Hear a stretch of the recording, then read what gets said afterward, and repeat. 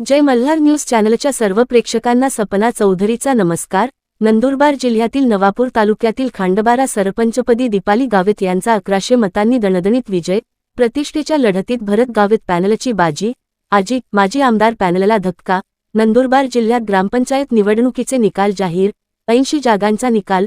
चुरशीच्या निवडणुकीत खांडबारा सरपंचपदावर दीपाली गावित विराजमान। नंदुरबार जिल्ह्यातील नवापूर तालुक्यातील खांडबारा ग्रामपंचायत निवडणुकीत जिल्हा परिषदेचे माजी अध्यक्ष भरत गावित यांच्या पॅनलने दमदार विजय मिळवत प्रतिष्ठेच्या लढतीत बाजी मारली आहे। सरपंचपदासाठी झालेल्या चुरशीच्या निवडणुकीत दीपाली जगदीश गावित यांनी तब्बल 1100 मतांनी विजय संपादन करत सरपंचपदावर आपली मोहोर उमटवली।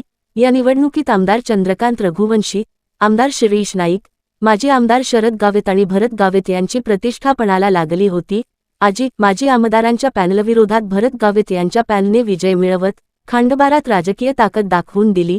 नंदुरबार जिल्ह्यातील 68 ग्रामपंचायतींच्या 80 जागांसाठी आज मतमोजणी पार पडली। मात्र सर्वाधिक लक्ष वेधून घेतलेली खांडबारा सरपंचपदाची ही निवडणूक ठरली। या निकालानंतर खांडबारात भरत गावित गटाचा विजयाचा जल्लोष पाहायला मिळाला आहे। सपना चौधरी, जय मल्हार न्यूज, नंदुरबार। पंचायतीचा बोलू नका कोणी निकाल होता आणि त्या अपेक्षित निकालाप्रमाणे आमची मुलगी, आमची भगिनी दीपालीताई ही प्रचंड मताधिक्याने निवडून आली। मायबाप जनता जनार्दनाने शेवटी न्याय दिला, त्याबद्दल मायबाप जनतेचे खांडबारावासियांचे मनापासून आभार व्यक्त करतो। रती महारथी हे अविनाश दादाच्या मागे लागले होते। आजी आमदार, माजी आमदार, खासदार, माजी खासदार हे सगळे जी म्हणतात ना चांडाळ चौकडी एकत्र झाली होती आणि त्यांनी अविनाश दादाला पराभूत करण्यासाठी कंबर कसली होती। पण शेवटी सत्याचा विजय होतो। सत्य ये परेशान होता है लेकिन झुक नहीं सकता। सत्य ये परेशान हो सकता है, झुक नहीं सकता और सत्य की जीत होती है।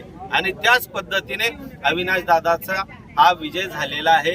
अविनाश दादावरती जो अन्याय या नवापूरच्या आमदारांनी केलेला होता की त्याला अपात्र घोषित करून या सर्वसामान्य जनतेने दिलेला कौलला त्यांनी विरोध केलेला होता।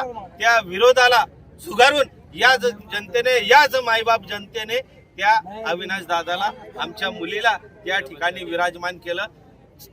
मनापासून खूप आभार यांचे मानतो जनतेचे। आणि सांघिकरित्या सगळ्यांनी एकत्रितरित्या हा लढा लढवला आणि हा लढा त्यांचा होता, जनतेचा लढा होता आणि जनतेचा विजय या ठिकाणी झालेला आहे। आता लक्ष आहे ते जिल्हा परिषदचं। येणाऱ्या जिल्हा परिषद मध्ये राष्ट्रवादीचा झेंडा हा जिल्हा परिषदवर फडकल्याशिवाय राहणार नाही आणि आमचा नेता अविनाश दादा जिल्हा परिषद सदस्य झाल्याशिवाय या निमित्ताने सांगतो, पुनश्च ज्ञात अज्ञात ज्यांनी आम्हाला यांनी सहकार्य केलं त्यांचं सगळ्यांचं मनापासून आभार व्यक्त करतो। आणि हा जनतेने दिलेला कौल, हा जनतेचा कौल येणाऱ्या तुम्हाला जिल्हा परिषद मध्येही बघायला मिळेल आणि येणाऱ्या विधानसभेमध्ये